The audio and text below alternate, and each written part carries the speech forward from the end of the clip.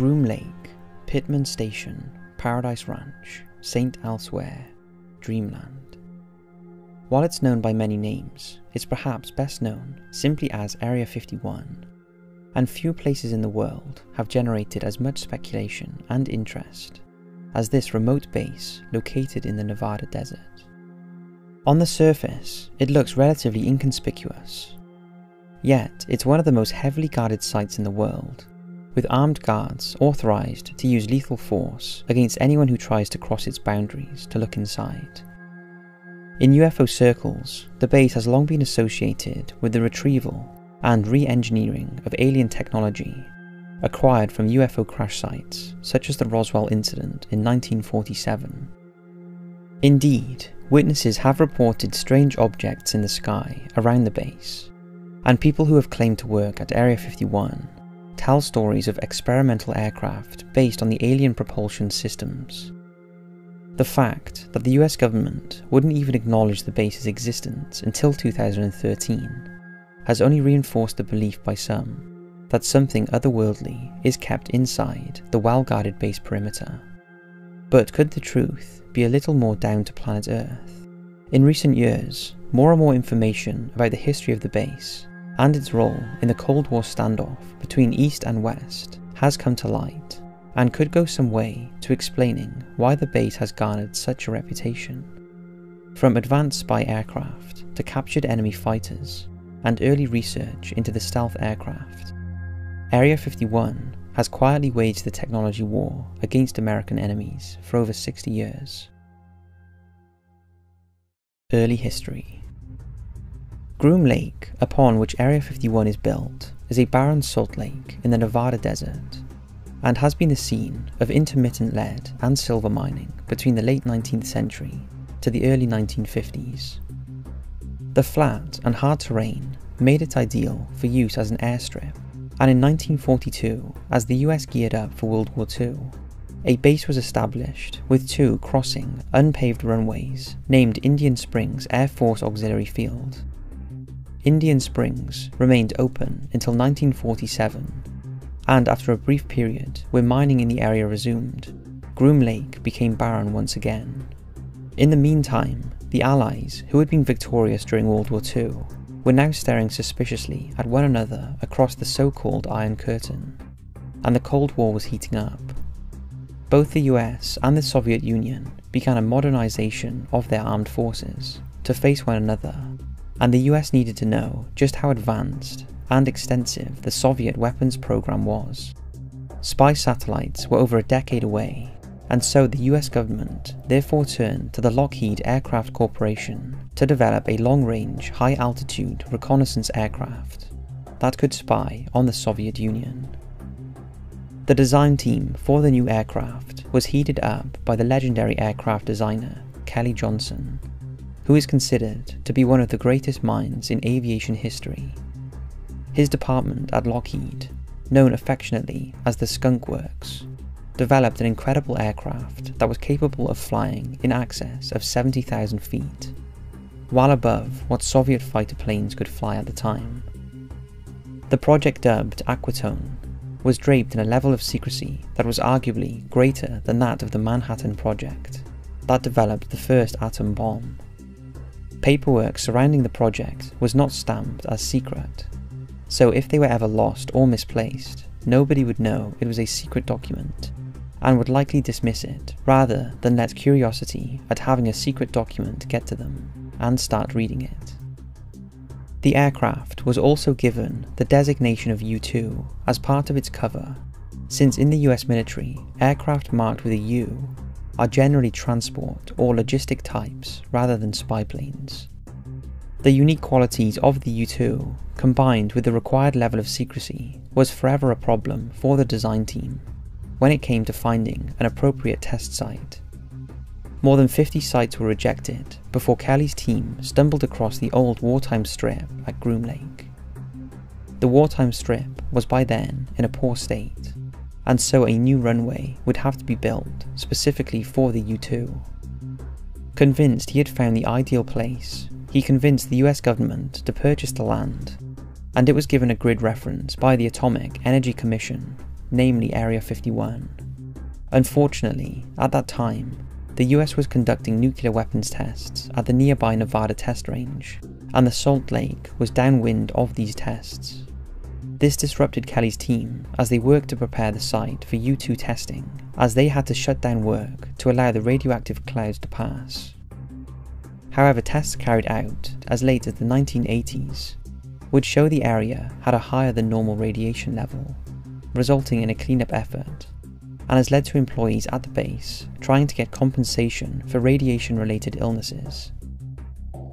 In July 1955, the first U-2 was airlifted to the site and prepared for testing, but the U-2's first flight was not exactly intentional. On August 1st, 1955, Lockheed's chief test pilot, Tony Levier, was performing a high-speed taxi run when he suddenly realised the wheels had briefly left the ground. Flight testing of the U-2 began in earnest, and the following year, this incredible aircraft began flying operations over the Soviet Union, gathering intelligence on Soviet forces. The Soviets struggled to track the aircraft due to the altitude it was flying at, and lacked any way of intercepting it. The US also used the U-2 to spy on British, French, and Israeli forces, engaged in the ill-conceived Suez War against Egypt in October 1956. British pilots would later arrive at Area 51 for training to fly the U-2 themselves, on behalf of the American and British intelligence services. Despite the success of the U-2 in its early operations, it was clear to all that it was only a matter of time before the Soviets developed technology to counter it. As such, research began at Area 51 under Project Rainbow to develop radar absorbent material, or RAM, which could be affixed to the aircraft's fuselage. As the name suggests, this material was designed to prevent radar beams from bouncing back to the ground station and revealing the aircraft's position by absorbing them into the aircraft's body. However, the U-2 could not be made entirely invisible to radar, and this was proven on May 1st, 1960, when a U-2 flown by Francis Gary Powers was shot down over the Soviet Union. A second U-2 was shot down over Cuba during the Cuban Missile Crisis in 1962.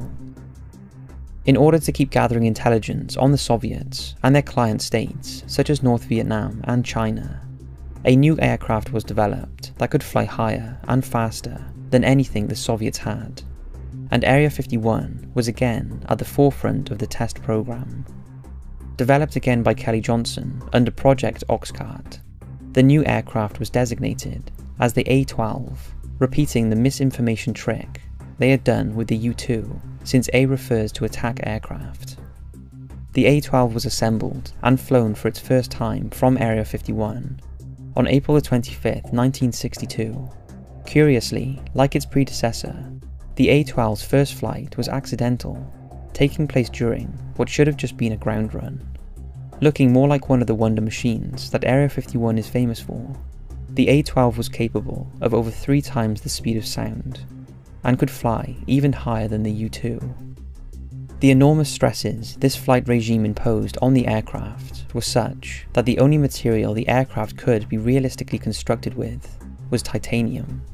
But in the early 1960s, the only reliable source for titanium was the Soviet Union, and it was unlikely that they would be willing to sell it to the US for use in their newest spy plane. Therefore, the CIA created a string of fake foreign companies to purchase the titanium from Soviet manufacturers, and then secretly transported it back to the US for use in building the A-12. As well as having astonishing performance, the A-12 was also the first aircraft designed to evade radar. A model of the A-12 was assembled at Area 51, mounted on a stand in front of a radar dish to monitor how effective it was at deflecting radar beams from different angles. While not a true stealth aircraft, the A-12 was an exceptionally difficult aircraft to detect. During its lifetime, the A-12 flew missions over North Korea and then over Vietnam during the Vietnam War. Flying such an unusual aircraft was often difficult, and on January 5, 1967, an A-12 crashed on approach to Area 51, killing its CIA pilot, Walter Ray. the A-12 was withdrawn from services in 1968, but was replaced by the SR-71 Blackbird, a development of the A-12 that incorporated all the experience gained in the testing at Area 51. Another peculiar aircraft program that is associated with both Area 51 and the A-12 is the D-21 unmanned drone. The D-21 was designed to be carried on the back of an A-12 to a launch point just outside enemy territory, after which it would separate and then fly through heavily defended enemy territory, taking pictures of high priority targets. The photographic film would then be ejected over the ocean for retrieval, while the D-21 itself would self-destruct. The D-21 was not a success, and its intended role was carried out by the first generation of spy satellites, but it did help pave the way for modern drones. Indeed, spy satellites were a growing problem for Area 51 in the 60s, since they threatened to finally break through the base's once airtight veil of secrecy. The U-2 and SR-71 were therefore tasked with photographing the base from high altitude to assess just what Soviet satellites could see, and work out how best they could conceal operations whenever one went above the base. But it wasn't only American aircraft that were tested at the secret base. In the skies over Korea in the early 1950s, and then again over Vietnam in 1960s, the US Air Force and US Navy began to realize that although technologically inferior to their own sophisticated warplanes, Soviet-supplied fighters were still highly capable in combat. In Vietnam especially, US fighters put up a poor showing against the primitive North Vietnamese aircraft, and so the USAF, US Navy, and CIA worked to unlock the secrets of these aircraft and develop tactics against them. For that, they needed to get hold of these aircraft for evaluation, especially the new MiG-21. During the early 1960s, the Israeli Mossad intelligence service undertook Operation Diamond in order to recruit an Iraqi pilot to defect to Israel in the MiG-21. On August 16, 1966, Iraq pilot Mimir Redfer flew his MiG-21 to Israel, and the following year the Israelis loaned the aircraft to the US to evaluate. The aircraft operated out of Area 51 and was given a phony US designation to disguise its identity on official documentation. Under the Have Donut program, the aircraft was used in simulated dogfights against every major American combat aircraft to work out its strengths and weaknesses. These tests led to the US Navy establishing the Top Gun training school based partly on the experience gained during the evaluation. Area 51 would also see the newer MiG-23 arrive later for similar trials.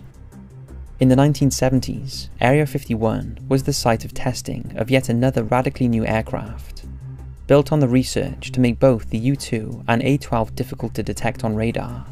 Now work began on developing an aircraft that was truly invisible to radar. In 1975, Lockheed Skunk Works was awarded a contract to build 2 technology demonstrators that were intended to prove the concept could work. The 2 aircraft, built under Project Have-Blue, were completed by Lockheed and flown for the first time from Area 51 on December 1, 1977. These 2 aircraft would pave the way for the F-117 Nighthawk stealth aircraft that became operational in the early 1980s. And would be used to spectacular effect in the 1991 Gulf War, striking targets deep inside Iraq with impunity. In recent years, it's been speculated that Area 51 continues to be used as a test base for advanced drone aircraft. However, the public perception of Area 51 remains heavily associated with UFOs, crashed extraterrestrial craft, and testing of alien technology. So why is this? Place in ufology. With so many advanced aircraft having been tested at the site under an intense cloak of secrecy, it's little wonder that Area 51 has become associated with UFOs. Most UFO experts agree 90% of sightings in and around the base since the 1970s can now be explained away as the testing of aircraft, such as the unusual looking Have-Blue. but around 10% remain unexplained, and the US government continues to keep silent regarding them. This has only served to fuel the many conspiracy theories over just what goes on there, even though there is often little evidence to support them. Some of the theories put forward the belief that the base has been involved in anti-gravity and even time travel experiments. Rumours of the development of stealth technology has also spurred on the idea that the base continued the work started by the Philadelphia experiment, in which a US Navy warship was supposedly made invisible for several seconds. Some even believe that with such a high level of secrecy, it was the perfect site with which to fake the moon landings. Perhaps the most popular belief regarding the base is that the crashed UFO from the famous 1947 Roswell incident has been stored there, presumably after having been stored at another base in the immediate years after the crash, along with the craft's dead occupants.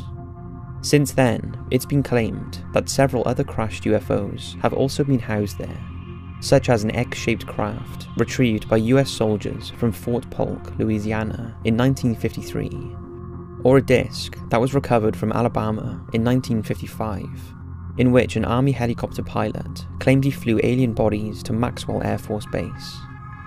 Even Hollywood has cashed in on the reputation of Area 51, with perhaps the most notable instance being in the 1996 summer blockbuster Independence Day. In the movie, Area 51 does indeed have the Roswell spacecraft, and was a key plot point in the movie's climax. However, this angered the US military's liaison staff involved in the project, who demanded that all references to the base were dropped. The film's director, Roland Emmerich, refused because it was crucial to the story, and so in protest, the US military stopped their support, but in doing so, only perpetuated the theories of alien craft being stored at Area 51. It is possible that the US military was simply trying to curb interest in one of their most secret aircraft testing sites. But if this was the case, then they unintentionally achieved the opposite effect. So how did the belief that retrieved aircraft and beings are kept at Area 51 start? While rumours to that effect have been whispered in UFO circles for many years, it's widely attributed to a man called Bob Lazar, who brought it to the wider public's attention after giving a startling interview in 1989 to a Las Vegas TV station. He stated that he was a former employee at the base and made some incredible claims as to just what activity had gone on there, and that there was an immense underground facility called S4, located just south of the above-ground facility. He said that he worked at S4 and was directly involved in the reverse engineering of several flying saucers that had been retrieved by the US government since the 1940s. He claimed that the engineers there were testing aircraft based on the alien technology, and that were propelled by manipulating gravity waves. This would seem to explain some of the sightings reported around the base of objects moving at very high speed, only to immediately change direction or come to a stop without slowing down, as a conventional aircraft would. In the 1989 interview, he added that the fuel for these craft was an as-then undiscovered element known simply as Element 115. This element was finally synthesized in Russia in 2003 and was named Moscovian, and is still the subject of research. He even provided detailed descriptions of what one of the alien craft was like inside, emphasizing that the chairs on which the aliens sat were quite small and unsuitable for adult humans. Perhaps his most startling claim, however, is seeing reports that aliens had been directly involved in human affairs for over 10,000 years. In the initial interview, Lazar had his identity concealed, but then later came forward and spoke openly about his experiences working at Area 51. When asked why he waived his anonymity, he responded by saying that it was in an effort to protect himself from the US government, who would no longer be able to silence him without encouraging unwanted interest in the goings-on at Area 51. Lazar's claims generated a lot of media attention, but investigations into his past, especially his qualifications, failed to stand up to scrutiny. He claimed that he had studied at MIT and Caltech, but reporters who checked up on this failed to find any evidence, and no one could remember him being at either institution. Lazar responded by saying that the US government had proven adept at erasing people's histories, and probably threatened the families of students and staff who might admit to remembering him. His credibility took another blow in 1990 when he was arrested in connection with aiding a prostitution ring, and he continues to have occasional run-ins with the law, such as in 2006 when he was charged with illegally transporting restricted chemicals across state lines. To prove he was telling the truth, Lazar took a lie detector test not long after going public with his identity. The examiner who conducted the test stated afterwards that in his opinion, Lazar was not being deceptive, meaning he at least believed what he was saying was true. Nevertheless, many academics have dismissed his claims, including leading UFO researcher Stanton Friedman. Despite this, he still has a committed following who believe him. Whether his claims are true or not, Lazar has to be given credit to bringing the story of Area 51 being home to crashed UFOs to the public's attention. But he is by no means the only person to have made such claims.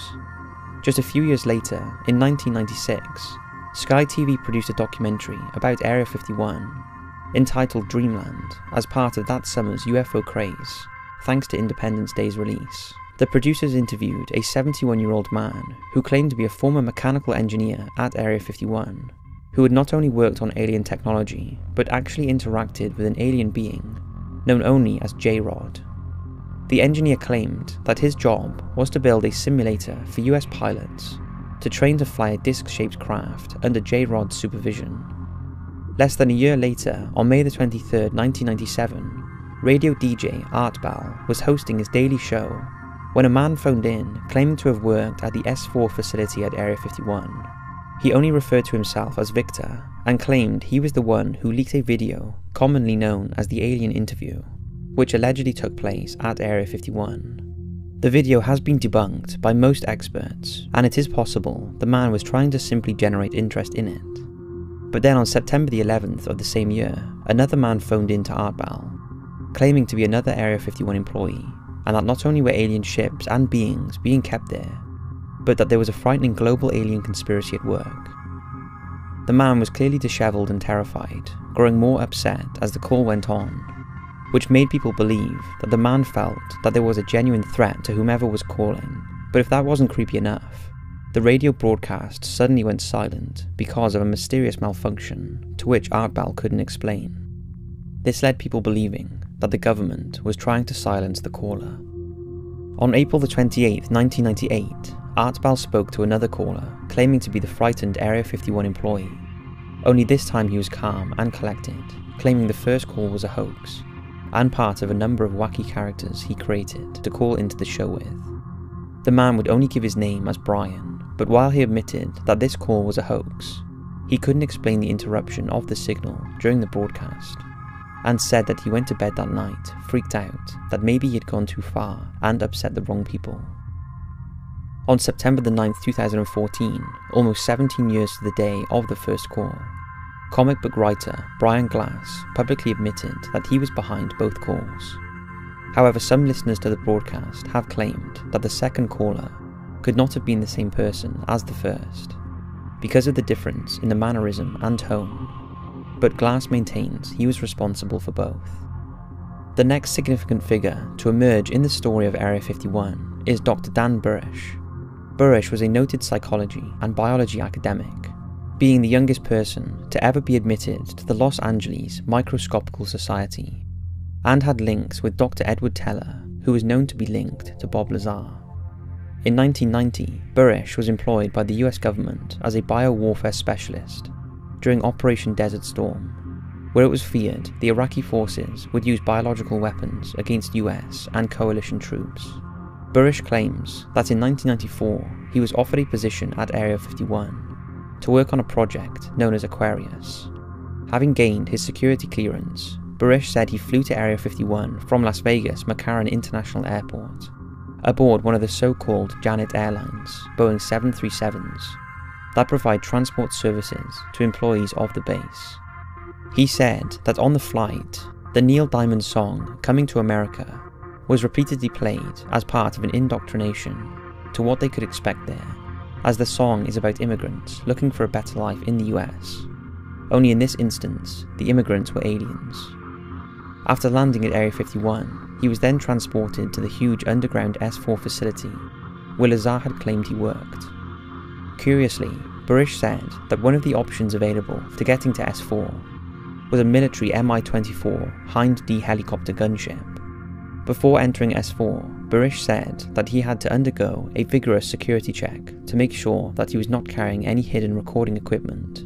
This included him stripping naked and having his body checked. Once inside S4, he claimed to have seen numerous alien and human-alien hybrid technology craft, before meeting the alien known as J-Rod. Under Project Aquarius, Barish and J-Rod worked on cloning and researching alien viruses. Although perhaps the word alien is inappropriate. According to Barish, J-Rod's people were actually from Earth, but 50,000 years in our future, where a major catastrophe saw them escape across space and time. The work was carried out under the authority of the mysterious Majestic 12 organization. But Barish said J-Rod became extremely ill, and he had to care for him before helping to send him back into space through an ancient device similar to a Stargate. Understandably, these extraordinary claims have been the source of much debate. Like Lazar, Barish's credentials have been called into question, with his supporters claiming that he too has had his history tampered with to discredit him. Others claim that his story is little more than an amalgamation of previous stories, including ones that have been debunked. Some of his employment history seems to contradict his education claims, and he is known to have a history of financial difficulty, so would benefit from going public with such a story. Barish himself has even suffered physical attacks over his claims, but his supporters simply claim that the infamous Majestic 12 organization is succeeding in clouding the truth. But while both Lazar and Barish have been called into question regarding their authenticity, in recent years another person came forward to claim that he knew of the existence of alien beings and technology at Area 51, and he was far more difficult to discredit. His name was Paul Hellyer, and he was the Canadian Defence Minister between 1963 and 1967. He claims that during his time in office, he was shown proof that various aliens do exist, and that many of them are visiting Earth on a regular basis. Regarding Area 51, he has said that one of Canada's former Chief of Emergency Measures, although he has not yet named which one, was invited to tour the Area 51 facility and saw the retrieved UFOs. The Canadian official was also given a briefing on what to do should a UFO crash on Canadian soil. So how likely is it Hellyer is telling the truth? He seems resolute in his belief of extraterrestrials visiting Earth, risking his reputation in order to inform people of his belief that many of these extraterrestrials are concerned about the way we are damaging our planet and ourselves, such as with war and pollution. Also during the time he was in government, the US and Canada had extremely close defence links due to the Cold War, so it is possible that Canadian officials would have been invited to tour Area 51 or the S4 facility, if such a place exists, but until more witnesses come forward or documents are released corroborating the story, we only have his word. In 2013, a video was released on YouTube of an elderly gentleman who apparently did not have long to live, and who claimed to be ex-CIA. In the video, he confessed to having seen alien bodies and craft at Area 51. Again, there is little to corroborate the authenticity of the confession. Indeed, finding evidence of genuine UFO activity at Area 51 is especially difficult because of the level of security around the base. But in May 2017, an impressive piece of footage was released by the UFO hunting group Secure Team 10. The footage appears to show a UFO flying over the base and recorded by base personnel sometime in the late 1980s or early 1990s. Secure Team 10 claim the video was leaked to them and proves that Area 51 is involved in the research and operation of alien technology. Another bizarre event occurred at the base in 2012, when a couple driving near the base recorded bizarre smoke clouds from inside the perimeter. They were unable to see what was causing the smoke, since it was emanating from behind a hill, parked on top of which was a security vehicle, making sure no one got too close. Although filmed in 2012, for some reason the couple didn't release the footage until 2016. Other Area 51s. If we were to assume that at least some of the claims are true, and the base really is being used in the retrieval and reverse engineering of alien technology. Is it possible that there are other such bases that carry out similar function? The Tonopah Test Range is a satellite base to Area 51 located 70 miles away, and like its neighbour, is a highly restricted base. It's known that some of the captured MiGs were tested there, as was the F-117, but some speculate it has also been used to test captured alien technology. In the early 1980s, Albuquerque businessman Paul Benowitz claimed he started detecting radio emissions between alien spacecraft and a US military installation located in Dulce, New Mexico. In 1990, ufologist John Lear claimed to have evidence of such a base, but it has been speculated that Mr. Benowitz was in fact detecting encrypted communications between underground USAF bases housing intercontinental ballistic missiles. It would also therefore be possible that other countries have their own Area 51 type facilities. In 1974, the Berwyn Mountains in North Wales was reportedly the scene of a UFO crash, and conspiracy theorists believe that alien bodies were recovered from the site and transported to the Ministry of Defence's facility at Porton Down, where research into biological weaponry takes place. In 1946, the former Soviet Union established a secret base at Kapustin Yar in Astrakhan Oblast, located between Volgograd and Astrakhan. The base was intended to be a secret location with which to develop and test rockets based on captured German research. However, it has been claimed that in 1948, a UFO crash near the town of Galzengorsk in the Eastern Soviet Union, in what is remembered as the Height 611 incident, or alternatively as Russia's Roswell, also mirroring the claims regarding Area 51. Conspiracy theorists believe that the craft and its occupants were transported to Kapustin Yar for study, and that an underground base was established there for that purpose. It's true, the base has a long history of UFO sightings, including a number of triangular-shaped objects landing and taking off vertically, but like its American counterpart, the base's full history remains classified. In recent years, there has been speculation among some ufologists that even Nazi Germany had their equivalent to Area 51 during the Second World War. Located at the Wenceslas mine in Poland, the site was supposedly the scene of research into an advanced bell-shaped device known as the Die Glock, the purpose of which remains up for debate even amongst those who believe in its existence. Some believe it was an anti-gravity device, while others think it was a weapon, since at least 5 scientists were supposedly killed during testing. Perhaps the most outlandish theory is that it was a device for looking through time. But regardless of which is true, if any of it is, the question has to be asked, just how did the Nazi scientists unlock this technology? Some have theorized that in their quest for furthering the Aryan race, they made contact with a group of aliens known as the Tall Whites or Nordic types, because of their Northern European look. Some alien conspiracy theorists have put forward the idea that this group of aliens, who Barish claims is one of a number of aliens who developed on Earth in the future, like J-Rod species, gave the Nazis the technology necessary to start their research, but that the project was not complete before Nazi Germany fell to the Allies. They speculate that the Die Glock was destroyed, while others claim it was smuggled to a South American country. Conclusion. For a base so shrouded in secrecy, it's easy to see how it can fuel the imagination, and until the base's full history is finally revealed, there will always be speculation, rumours, and unfortunately hoaxes. However, this aspect of the base's story should not overshadow the important role it has played in history, particularly the Cold War.